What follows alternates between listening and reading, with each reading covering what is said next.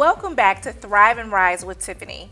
Today's conversation is not light, but it is life-changing, because if you've ever wondered why certain patterns keep repeating in your life, why anxiety shows up uninvited, why relationships feel hard, or why healing feels slow, this episode is for you. We're talking about trauma, specifically adverse childhood experiences, ACEs, and how the things that happened to us long before we had choices are still shaping our mental health, our relationships, our confidence, and our ability to feel safe in the world.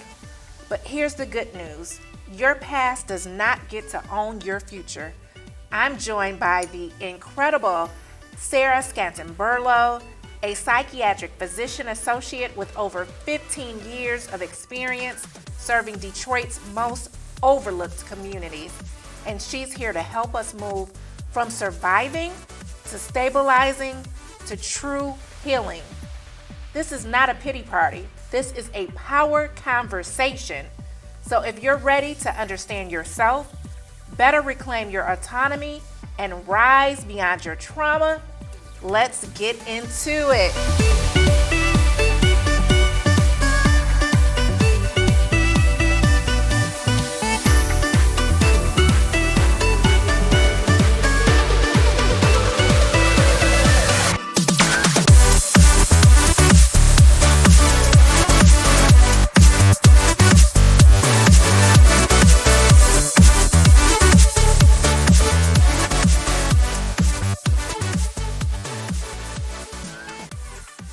People ask all the time, who the heck is Low Cost Airlines? Well, we're not just one airline. When you're talking to us, you're talking to everyone. We are the discount supermarket for all airline tickets. Plus, we have all the airlines and always have the best prices. American, Delta, United, plus all the specialized international airlines, and a lot more. And we make it easy. We guarantee you'll talk to a live human in 60 seconds. You can have the rates you need and have your trip booked in 5 minutes. Now, how cool is that? And remember, when you're talking to us, it's like talking to every single airline available with one fast phone call. All you need to do is call and find the best prices to fly wherever it is you want to go. So are you ready? Call Low Cost Airlines right now. Call 855-662-0261. That's 855-662-0261. Again, 855-662-0261. Hi, I'm the tax lady. Do you owe more than $10,000 to the IRS? Then listen carefully. You may be able to pay the IRS less and save thousands of dollars, because right now there are special government tax programs for people like you who owe the IRS. We can even help you if you have unfiled tax returns. And if you qualify, you'll pay less money to the IRS or state. Stop worrying about wage garnishments and bank levies and call the number on the screen right now for a free tax review. We know what you're going through. We help good people like you every day pay the IRS or state less taxes all the time. If you owe more than $10,000 to the IRS or state, call now for your free, no-obligation consultation with a tax professional. Don't fight the IRS alone. Call the Tax Ladies team today. Call the Tax Lady at 877-335-7471. Call now.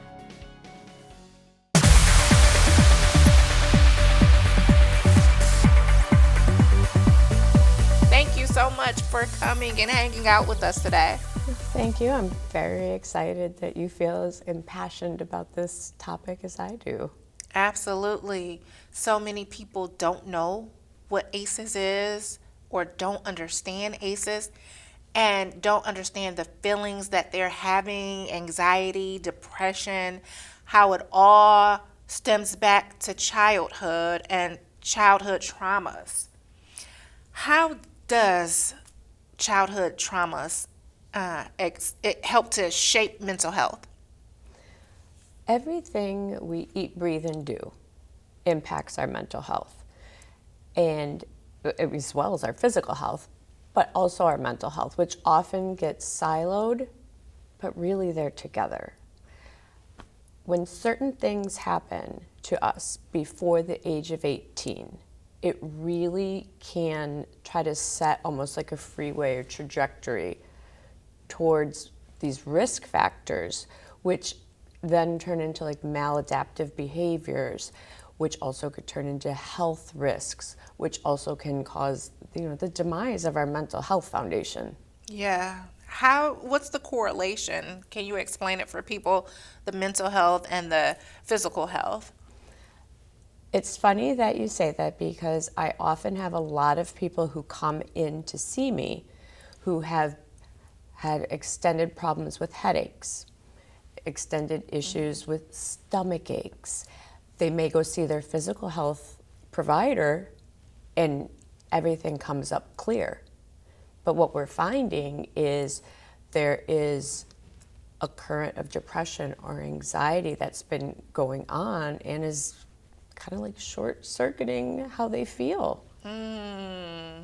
So a lot of people don't even realize that headaches, they think it's something simple, they think it's a migraine, they think it's normal, and they think it's just something that they're experiencing. They don't realize it's because of past traumas. Exactly. And stomach aches too. Our bodies hold on to so much more than we give them credit for. So Sarah, tell us, how does childhood experiences actually shape mental health? If we are in a position where our physical being is in jeopardy and we're constantly elevated and our autonomic nervous system, that fight or flight, is constantly going off and we don't know how to regulate it, we can become short-tempered. We could have anxious symptoms or anxious personality about us. We can have depressive symptoms. We may not be sleeping well. We may not be eating well. We're not taking care of our physical health with exercise and allowing our body an opportunity to recharge itself. I'm sure if you've ever heard a bump in the night and your heart rate goes up and you're like, what was that? And it doesn't just go down, it takes a while for that. And then you're like, oh, I feel like myself again. When your autonomic nervous system is in overdrive, that never goes away. You constantly feel like that. Can you explain more about the fight, flight, or freeze mode? How do people, because if you've been in it for a long time because you've experienced trauma and you have not been able to regulate or know what that is, and you haven't been to therapy, you might not realize that you're actually stuck in fight, flight, or freeze mode. Very true. And it's often, I'll have people who come in to see me and will say, I'm not sleeping. I'm not doing, I can't rest. And I'm like, you have to understand that your body has been experiencing this level of anxiety for years. It's not going to go away immediately. It does take time. I encourage people to really check in with themselves and focus on your breathing. How are you holding your shoulders? How are you holding your muscles? What's your jaw feel like? Many times we're clenched and we don't even recognize it. And I have to do the same to myself throughout the day. Just think of all the different stressors and all the different things that come across our desk, the different expectations. And we need to be mindful of where are we in a given space? What are our triggers? What's making me upset right now? And these take practice. It takes time, it takes practice, and it does take a lot of road bumps or barriers. But the one thing that I constantly reinforce with the people that I get the opportunity to care for is, doesn't matter how many times you fall down. Keep fighting for yourself. Keep getting up. That's where resilience is built. Why do trauma responses show up years later? I mean, sometimes it can continue, but sometimes it might not even show up until way down the road. Why is that? I think there's a lot of different ways that I could answer that question, but I think the one that would be the most germane to most of us would be, it probably pops up later when you start to want to make meaningful relationships with others. Because if you didn't have proper attachment as a child, you don't understand what it means to be in I would say, like, properly attached relationship as an adult. And you may be repeating patterns that you saw as a child. I've had people, when I've talked to them, say, well, now it makes sense. My dad was an alcoholic. My last 3 spouses happened to be alcoholic, abusive men. You go with what you know. Habits are hard to make and hard to break. Habits don't have to be good habits. They can be maladaptive habits. And until we understand the whole, everything we eat, breathe, and do, like who we are, what we are, we're destined to make the same mistakes. Absolutely. What are the most misunderstood effects of childhood trauma? I think, like with what you said in the intro, that it's a very weighty conversation. It's very heavy, but this doesn't have to be anybody's destiny. This is not a diagnosis. This is to identify risk. That you are so much more than the experiences you've had. You absolutely can build resilience. You absolutely can take charge of your future. And I think that often gets misunderstood or overlooked, that we are not broken. We can use these experiences to become anything that we want to be. So you said it's not a diagnosis, but how do people find out about their risk factor or what their ACEs score is? So there is the Adverse Childhood Experience quiz survey that you can take. There's 10 questions that go through abuse questions, neglect questions, what life was like for you growing up. And these questions can fit so many people. There's not a particular gender, race, ethnicity that it isolates. Trauma can impact all of us. And you can easily find this online and get an idea of, like, what are the things that maybe perhaps have shaped you. It feels, what I want people to realize, though, you're not, like I had said prior, you're not your ACE score. It does not dictate who you are or what you are. It shows where there's potential risk and can give you a roadmap to building the future that you want for yourself. Absolutely. I know there's a phenomenon called urban PTSD. We talk about PTSD and we think about PTSD for veterans and people that have been in the war. And then we have urban PTSD because some of the neighborhoods are like war zones. They are living in an area where there are constant gunshots, there are deaths, there are people being robbed, there are domestic violence cases are high. And so people are suffering from urban PTSD as well and don't know it or don't realize it. For them, they've normalized it. And I can attest, growing up in the neighborhood, it becomes a thing it's just normal.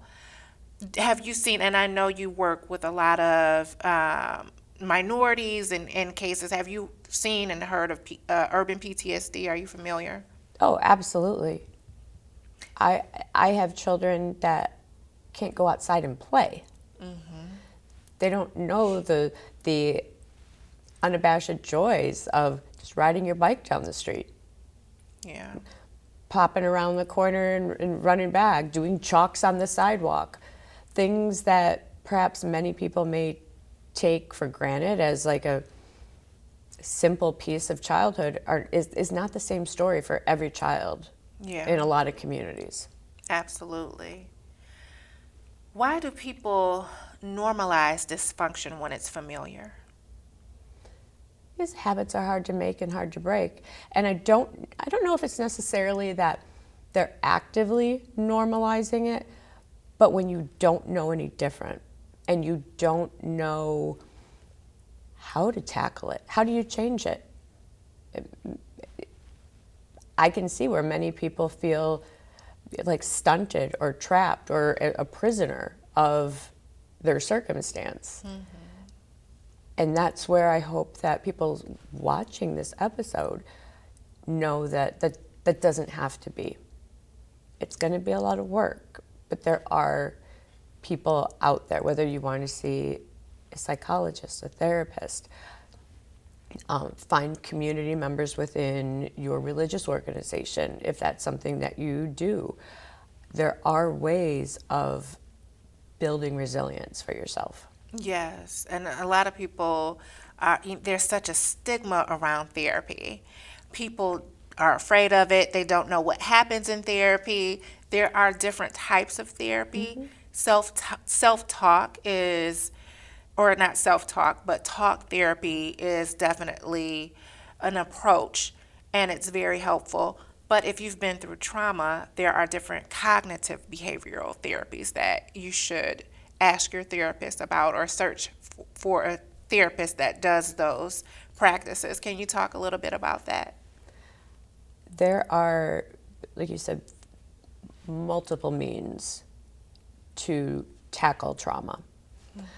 I think the first thing is, if you don't invest in yourself, nobody is going to. I understand it's difficult to take the first step. It's a lot easier. Habits are hard to make and hard to break, whether they're good or bad. It's very difficult to take that first step, but you're pouring into yourself. Mm-hmm. And if you want to be the best spouse, friend, neighbor, lover, person, you have to be able to love yourself first. Mm-hmm. So can you tell us, how does poverty and systemic inequity compound trauma? Think of the intersectionality of it. Just because you live in poverty does not mean that you have a high ACE score. But if you are in poverty and perhaps you have different struggles going on, no, I would imagine it's, especially for some of the people I take care of, they have to make the decision between, are we going to eat today, or do I have bus fare for, or Lyft fare for an appointment?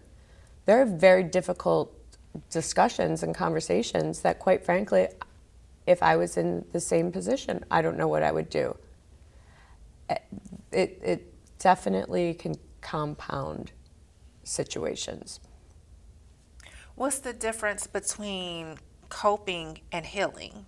Because a lot of people are in those situations and they're just coping. They're just trying to make it from day to day. But what's the difference between coping and healing? I feel like coping is putting a Band-Aid on a bullet wound.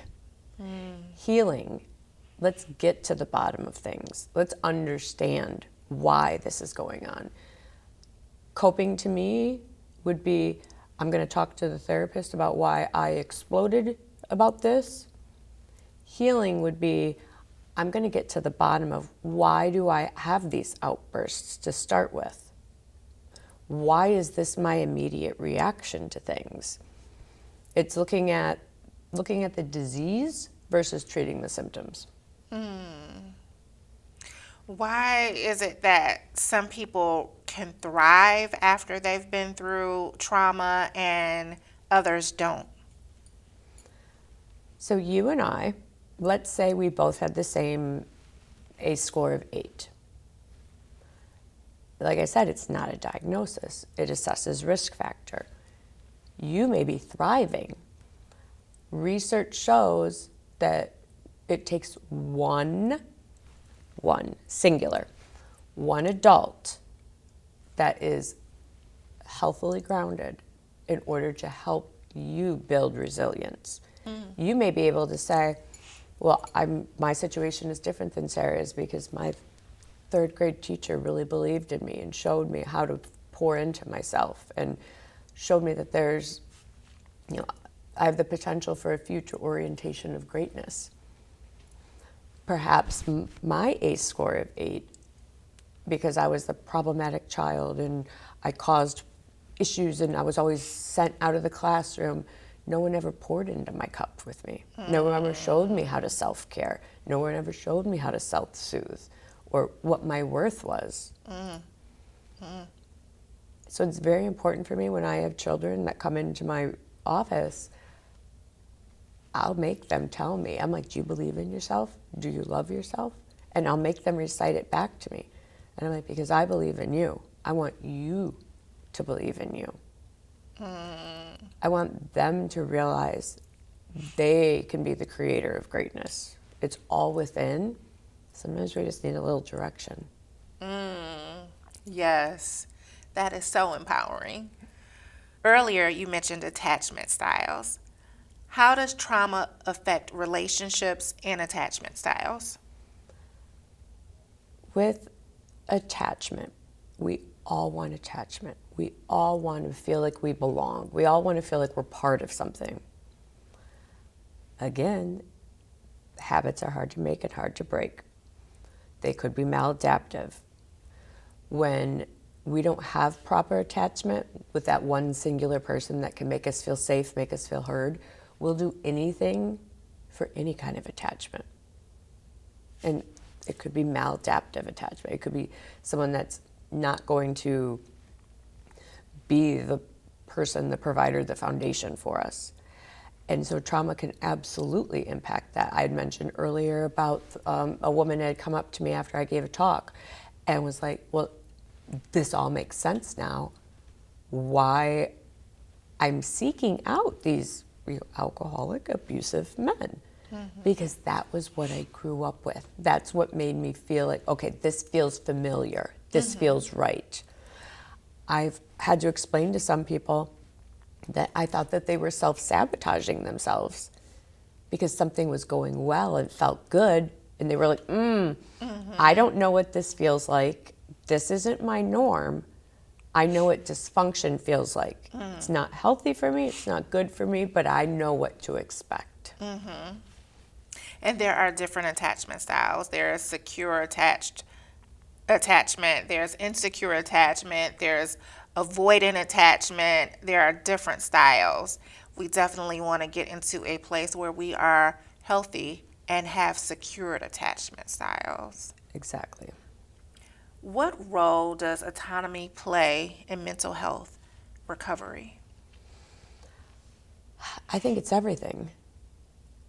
But I think autonomy is everything in health. I tell people when they come in, my job is to give you the best evidence-based practices, to explain that this is what I think works, this is why, this is the research that dictates it. It's up to you to want it. It's up to you to do it. I don't like to use the words if someone is compliant with a medication regimen. I'll indicate whether they are adhering to what the regimen is, but I don't like the connotation of compliance. Why not? It strips the autonomy from the person. You are the one that dictates it. I could say this is the best medication for you, but if you have $5 and you have to feed your kids and you have to worry about the bus fare and you have to worry if they have supplies for school, is it really up to me to say whether you're doing something correct or not and not buying that $5 medication? Yeah. That's where I think that autonomy is paramount so that you can help take care of yourself too. You know when you're not feeling well. You know what you need. With mental health, sometimes a person that is on medication will stop medication though. So where does autonomy play into that? Because there are people that genuinely need the medication to be okay. And so you're making choices of food, which is understandable. You're making choices of food versus your mental health, where you could be sick. Different things could happen to you mentally and physically because you don't take the medication. So I'm just laughing inside because I want to be like, girl, people stop taking their meds all the time. They do. Their blood Absolutely. pressure meds, their diabetes meds, their cholesterol meds. Absolutely. But there's like a certain, it feels different when, like I said earlier, the things kind of get siloed, mental health versus physical health. It's both health. Yeah. There's a lot of layers of what you described. Mm-hmm. There's mental health for people who we're trying to take care of depression or anxiety, perhaps like bipolar disorder, different moods. But then you have people who are very, very ill with different diseases such as like schizophrenia, schizoaffective disorder, where they lack the insight to understand. And I still believe in autonomy. I still believe in helping people be able to try to make the best decisions for themselves.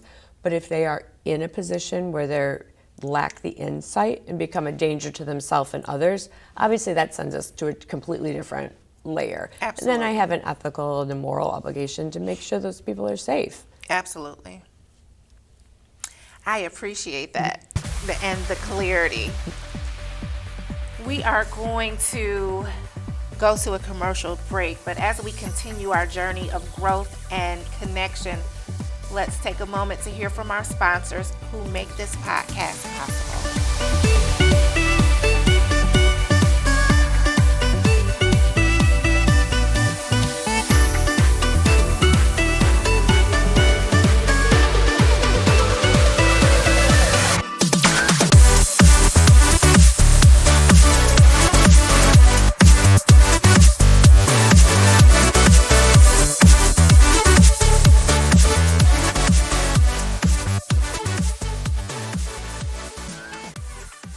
People ask all the time, who the heck is low-cost airlines? Well, we're not just one airline. When you're talking to us, you're talking to everyone. We are the discount supermarket for all airline tickets. Plus, we have all the airlines and always have the best prices. American, Delta, United, plus all the specialized international airlines, and a lot more. And we make it easy. We guarantee you'll talk to a live human in 60 seconds. You can have the rates you need and have your trip booked in 5 minutes. Now, how cool is that? And remember, when you're talking to us, it's like talking to every single airline available with one fast phone call. All you need to do is call and find the best prices to fly wherever it is you want to go. So are you ready? Call Low Cost Airlines right now. Call 855-662-0261. That's 855-662-0261. Again, 855-662-0261.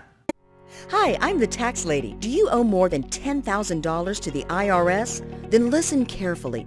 You may be able to pay the IRS less and save thousands of dollars because right now there are special government tax programs for people like you who owe the IRS. We can even help you if you have unfiled tax returns. And if you qualify, you'll pay less money to the IRS or state. Stop worrying about wage garnishments and bank levies and call the number on the screen right now for a free tax review. We know what you're going through. We help good people like you every day pay the IRS or state less taxes all the time. If you owe more than $10,000 to the IRS or state, call now for your free, no-obligation consultation with a tax professional. Don't fight the IRS alone. Call the Tax Ladies team today. Call the tax lady at 877-335-7471. Call now.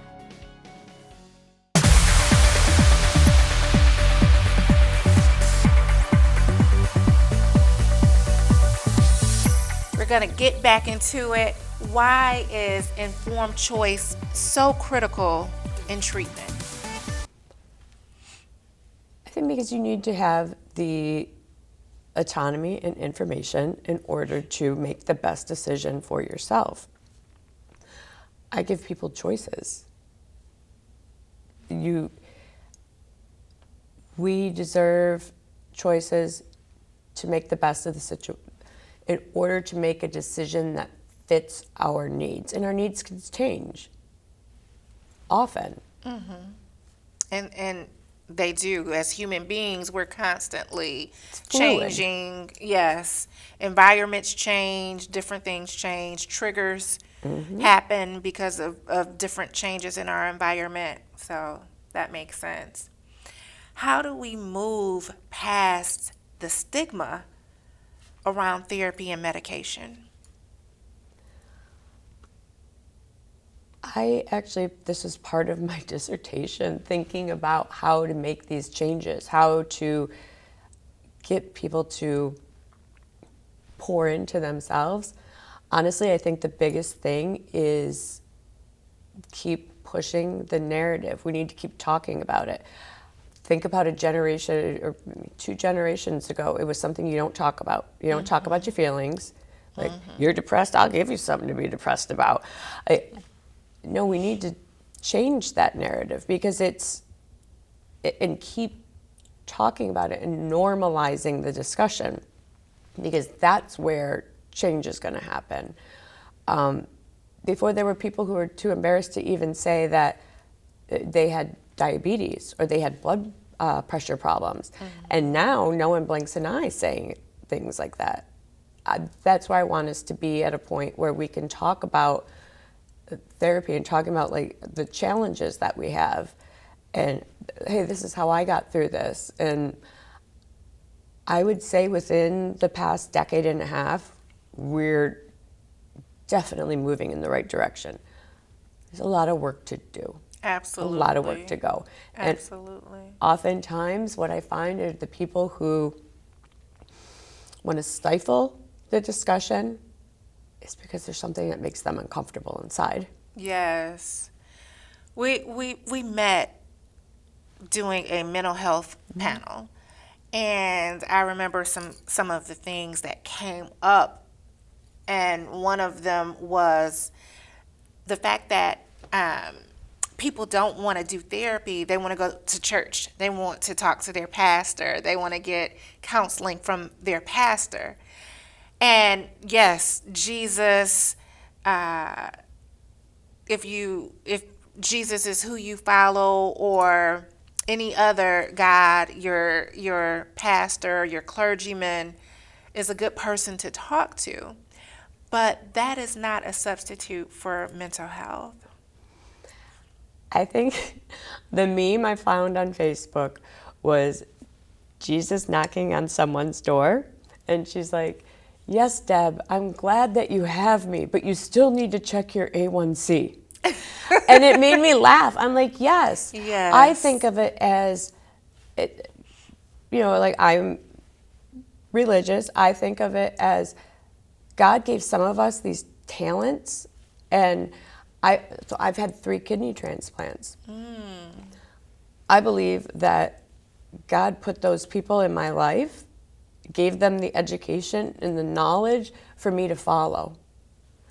And yes, I supplement religion and faith and, wishing the best for everybody. But I still need to temper it with science. Yes, absolutely. Absolutely. And there was one lady in the audience, and she was just so avid about the fact that after being sexually abused by multiple people, that it didn't affect her, that she didn't need therapy. And we kind of looked at each other, and I thought, oh my God, she's disassociating, and she doesn't realize. And a lot of people shut down, they disassociate, which is, it's survival mode. But people don't realize that's a part of the reason why you need therapy, is because you are disassociating. I always explain it to people. We think we're brilliant, and we shut off that part of our brain. Your body absolutely remembers. Your body will absolutely remind you in the most inopportune times. And yes, just like you said, we looked at each other, the equal horror in our hearts breaking for her. Absolutely.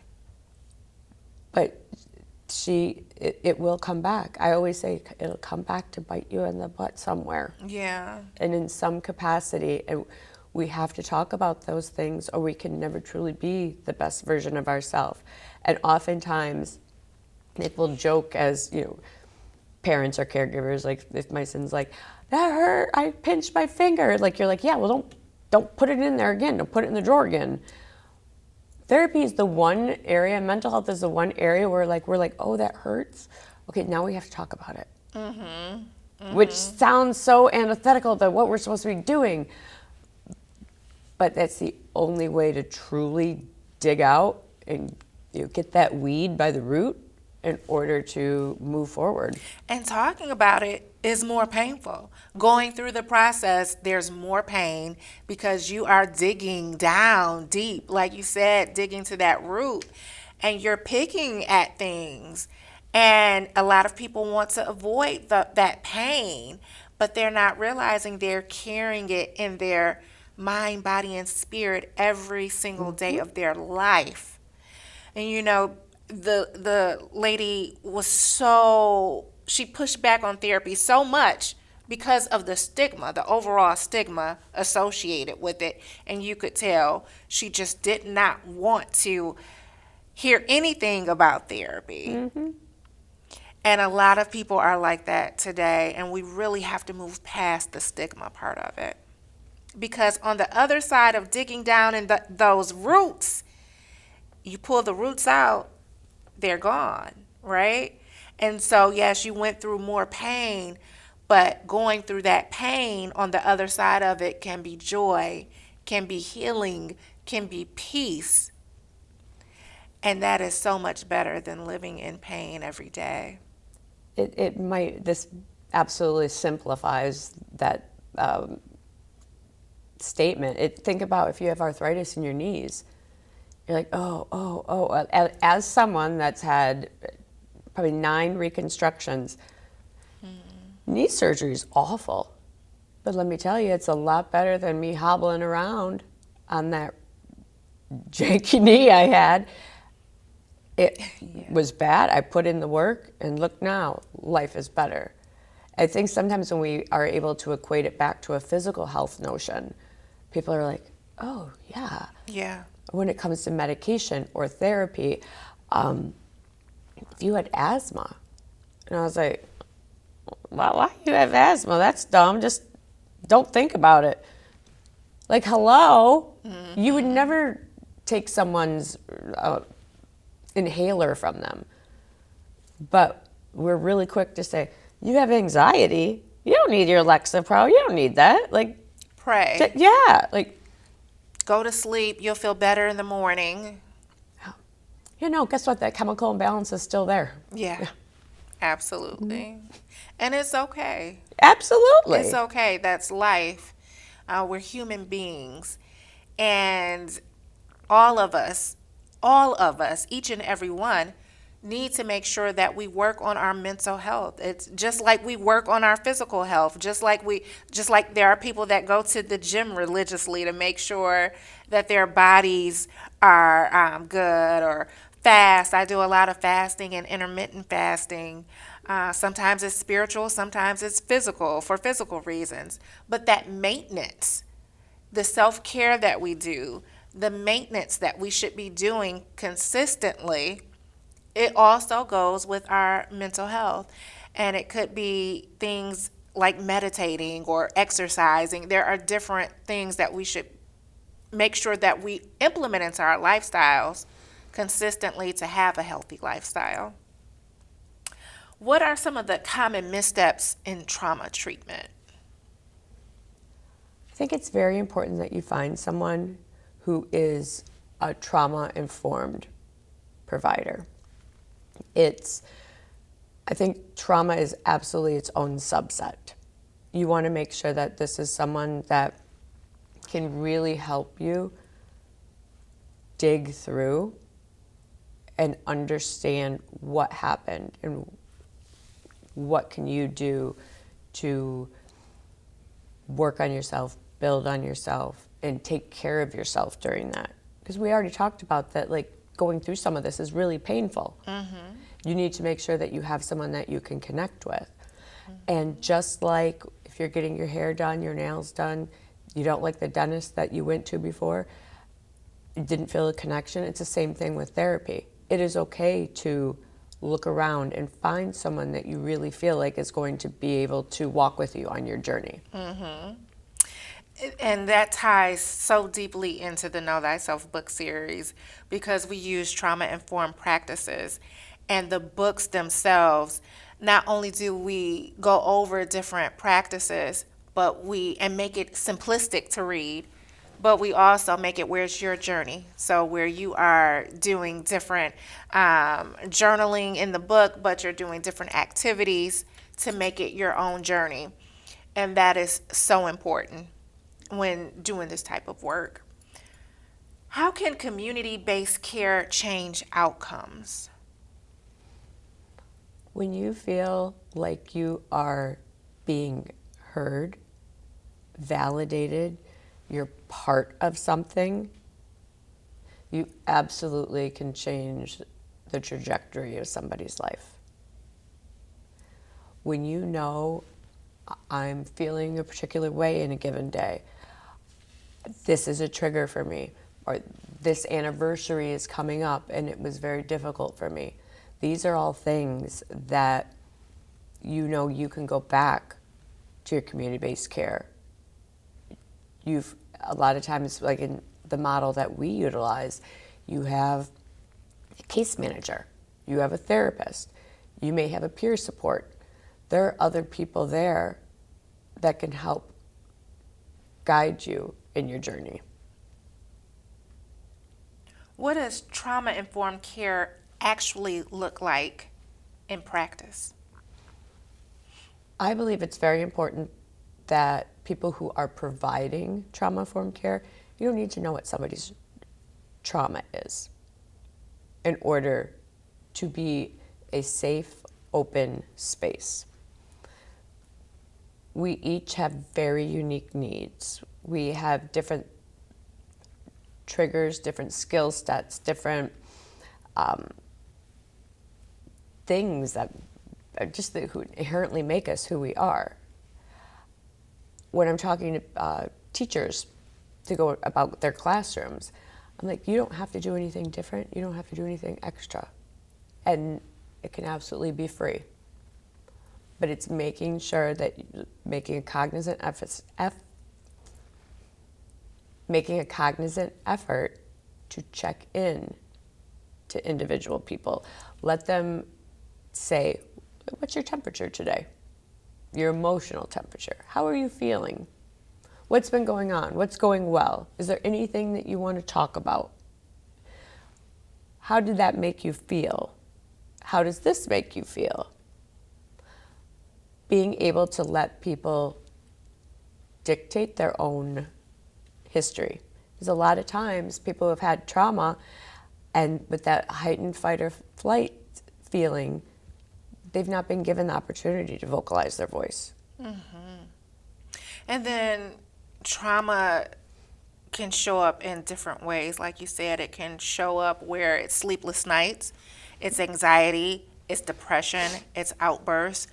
There are different things that can happen that you experience. Fight, flight, or freeze mode, your nervous system out of whack.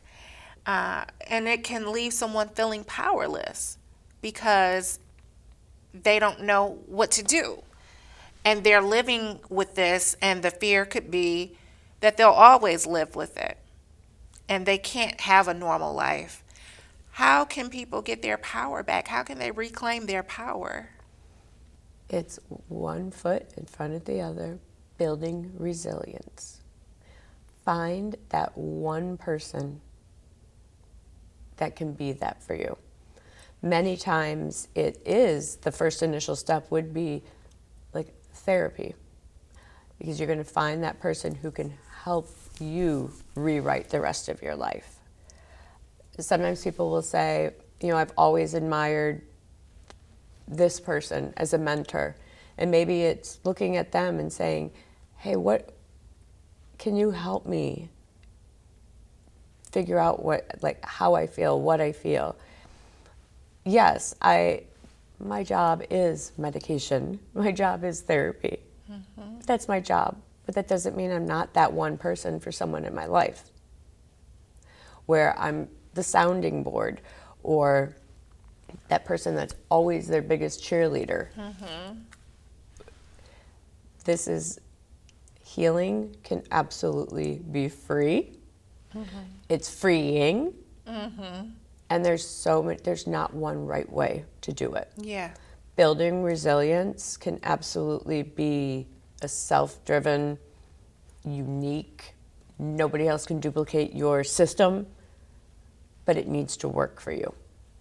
And support systems are so impactful, so powerful, and so empowering. And it's helpful when you have, like you said, that one person who listens to you, talks with you, understands you, empathizes with you, shows you compassion, motivates you. However, sometimes more is needed. Sometimes it's not just talking to auntie and them. It's or grandma and them. But sometimes it is a support group or a therapist that is needed. 100%. Or a combination. Sometimes it's all of that. Hey, that's a blessing right there. Yes, absolutely. Sometimes you need more, though, because you definitely have to do the work to get to the next level. It's not always just having conversations. It's doing that internal work. And that takes time. It takes time, and like I say, it's one foot in front of the other. Do I think that tomorrow there's going to be an influx of phone calls and everybody's in deep 12-step therapy? No. It might be first initially, I'm going to poke around and I'm going to take a look. I'm going to talk to my friend because I think she did therapy before. One foot in front of the other, and don't stop working on yourself. Yes. What advice would you give someone just starting their healing journey? You kind of sounded like the one foot in front of the other is part of it, but is there anything else? You need to be gentle with yourself. Show yourself the grace that you're probably pretty willing to show somebody else. It's important to know that healing is not linear. It goes off this way, it might go that way, it might go backwards. Yes. But the healing doesn't stop. It's still a journey, and you can still push forward, but it's not always going to be perfect. It's going to be messy. It's going to be your own. And so there is no wrong answer. There is no wrong way to do it. Yeah, absolutely. I agree with that. It definitely is not linear and not always fun.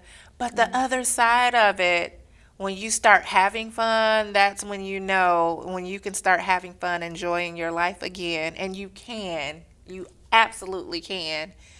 That's when you really just start to shine, and you just know that it's all worth it. How can parents break cycles of trauma for their children? I think it's important that everybody realizes that they have power over what happened to them, because it is not them. And it also doesn't mean that they're broken or anything is wrong with them. I think it's important as parents, we realize we're trying to do the best we can with what we have. And it is okay to call in for supports. It's okay to say, I want better or I want different. And there's no wrong way to do it. It's finding out what were the things that you feel like when you look at your ACEs and you look at the things that maybe led you on the journey you're on today, how can I make those things different for my children? We have come absolutely far when it comes to mental health from when you and I were growing up. And mental health for adults and mental health for children. We have social emotional learning now, SEL, that is implemented in classrooms. When you and I were growing up, no one cared about how we felt. If you weren't feeling good, if you weren't having a day, you were acting out, you were a bad child, you got paddled, and that's all that mattered. Now we know that it may be something as simple as the child is hungry, and if we talk to them and find out and do different techniques and find out what's going on with them, a little snack can help their behavior. And that's exactly or what they're we talked tired, about. they didn't sleep well. The trauma-informed lens. You didn't do anything different. You didn't cost yourself any more money. You stopped and thought, okay, it's not why are you like this, but what happened to you? Like, no, we don't have food in the house. No, mom didn't come home last night. Yeah. Or a variety of things. Yeah. Or parents going through a divorce, or grandma died, or anything. The child could be going through anything, and it could be simple, it could not be simple, but the techniques, taking the time to ask the questions, something as simple for children as, what emoji are you feeling like today? Yes, yes, yes. And that can help. And then if you notice that they keep doing the sad face or the angry face every day, then you really want to start getting into, okay, you've been feeling this way for a few weeks now. What's going on? But like I said, it's come so far with mental health.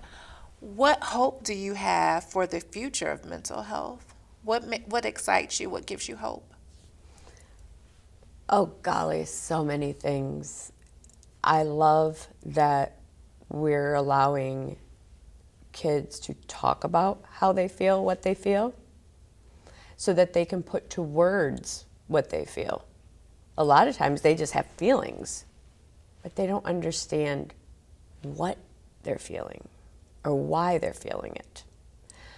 I think in terms of brain chemistry, I would think in the next 10 years, we're going to be absolutely flabbergasted to be able to articulate in a scientific way why the brain does what it does. Going back to talk about how, like, when we were growing up, like, you're depressed, I'll give you something to be depressed about. But now looking at MRIs or CT scans of people who have depression, who don't, people who have schizophrenia, those who don't, and looking at the brain differences, you can't tell me this is a simple, like, switch of an attitude. Yeah. There's actually something scientific that's going on here. It isn't a marred personality. There are actual processes in the brain that are transpiring that are causing people to feel these different ways. Yeah. And I love that, because then I love to be able to shut the haters down. I think it's just this shift of attitude. Do you think that one thing that we did not discuss is the food that we're eating now versus when we were growing up? There are so many different hormones and things that are added to the foods. Are those things affecting brain chemistry as well? I absolutely believe that so much goes on in our stomach. There are so many serotonin receptors in our stomach. And when we think of serotonin, we think of our brains. Our mental health is absolutely gut mediated as well. I think, though, there's so many pieces that go into it. I'm reticent to tell people who don't know where their next meal is coming from that, oh, well, your child had red dye 40, so that's why they're acting like that. Like, look, a fed child is a happy child. I think it's going to be multiple steps. I think it's going to take a lot of different changes. And let's think about it. Good food is not affordable. A salad costs a lot more than a $4 bag meal. And it didn't used to be that way. The salad No. used to be cheaper, but everybody started eating salads. So now they cost like a whole meal. Oh, definitely. You can go get a $30 salad now with protein at a restaurant. It is absolutely flabbergasting. Yeah. So you have made it to the rapid fire portion of the interview. And so I'm going to ask you a set of questions and you are going to just fire away. Trauma or drama? Trauma. Therapy or journaling? Oh, that's symbiotic. I believe they're both. Both. Medication or mindfulness? Mindfulness should probably lead you to medication. Nature or solitude? Nature. Boundaries or forgiveness? Ooh, boundaries. Talk it out or write it out? I believe symbiotic because it depends what your learning style is, what's healthy for you. Heal alone or heal together? Always be powerful enough to heal alone so then you can be the light to heal together. Routine or spontaneity? Initially routine. Inner child or inner critic? Oh, inner child. Silence or music? Music. Sleep or productivity? Oh, sleep. Control or surrender?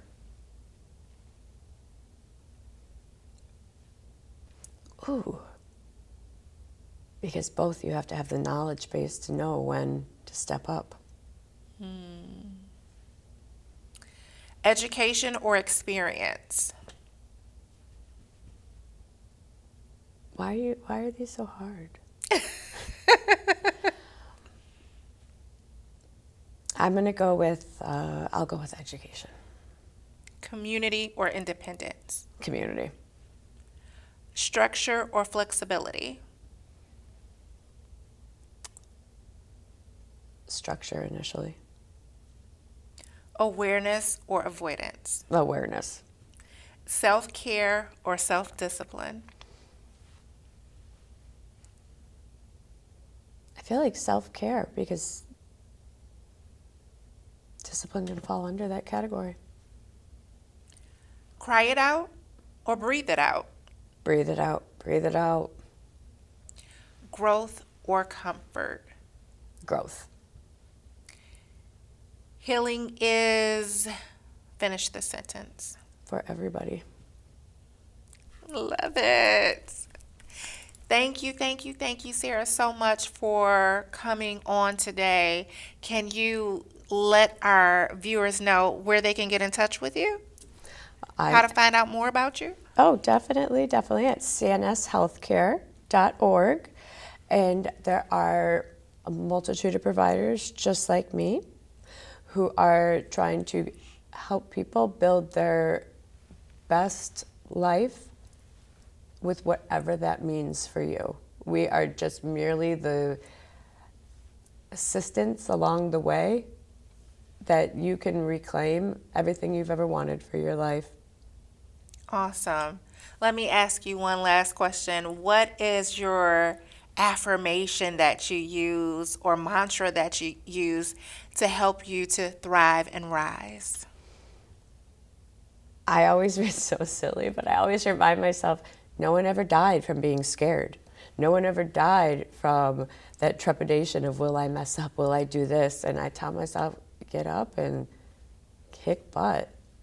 Yes, yes. Love it. Thank you again for joining us, and thank you for watching this episode of Thrive and Rise with Tiffany. We hope today's discussion has inspired you to grow, connect, and thrive in your personal and professional life. To further your journey of self-discovery and empowerment, we invite you to explore the Know Thyself book series designed to deepen your understanding of self-awareness and personal growth. If today's episode moved you, drop a flex bicep in the comments and share how you've kept rising in your own journey. Don't forget to like, share, and subscribe because healing stories like this need to be heard. Stay connected with our community for more empowering episodes, and as always, keep thriving with Tiffany.